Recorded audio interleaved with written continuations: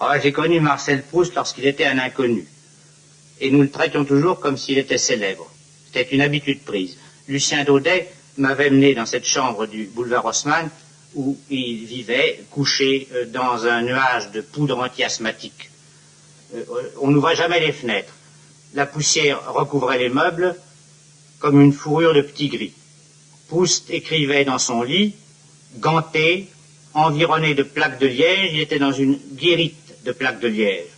Sa barbe et sa frange de mèche noire le faisaient ressembler au Carnot mort du musée Grévin, à quelque capitaine Nemo de Jules Verne. Son œuvre s'accumulait à sa gauche, sur la table de nuit, sous forme d'une pile de cahiers d'écoliers.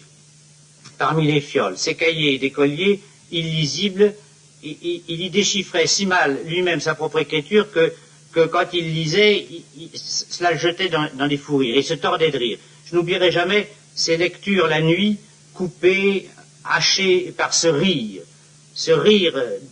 dont il se barbouillait la figure avec sa main. Qu'est-ce que vous pensez de l'œuvre de Proust? Oh ben, il y a des œuvres courtes qui paraissent longues. La longueur de Proust me paraît courte. On voudrait lire et relire encore après la dernière ligne du temps retrouvé. Toute sa vie secrète est là, masquée de velours noir. On dirait que la solitude le poussait à se livrer et à se cacher tout à la fois. En entrant chez lui, Céleste vous faisait passer un examen dans l'antichambre. Il fallait avouer si on avait touché des fleurs ou serrer la main d'une personne qui aurait touché des fleurs. Le moindre parfum de fleurs ou spectre de parfum de fleurs donnait à Proust des crises d'asthme.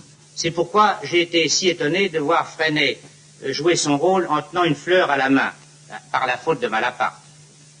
Mais les transpositions des personnages de Proust qui deviennent de plus en plus transparentes ne vous gênent pas Oh ben j'en ai beaucoup connu.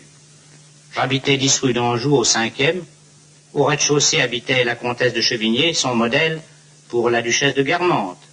Elle refusait de lire Proust. Elle me disait avec sa grosse voix enrouée, « Marcel, mon bête, il arrive n'importe quand la nuit comme l'accoucheur. » Marcel me suppliait d'aller lui lire ses chapitres de force. Elle se bouchait les oreilles, sick. J'en étais arrivé à écrire à Proust, « Pourquoi, mon cher Marcel, voulez-vous qu'un bel insecte lise les œuvres de Fabre ?» Un jour, rue d'Astorgue, en face de son hôtel, je rencontrai le comte Grefful, qui entre pour beaucoup dans le personnage du duc de Guermantes. Sa barbe grise était séparée en deux, comme par une bande rose de Spada. Il fronçait des sourcils de Jupiter, et il me dit cette chose énorme. Je pars pour Bois-Goudron. C'était le château des Grefful. Je m'y enferme, je vais écrire un livre, je vais répondre à Monsieur Proust.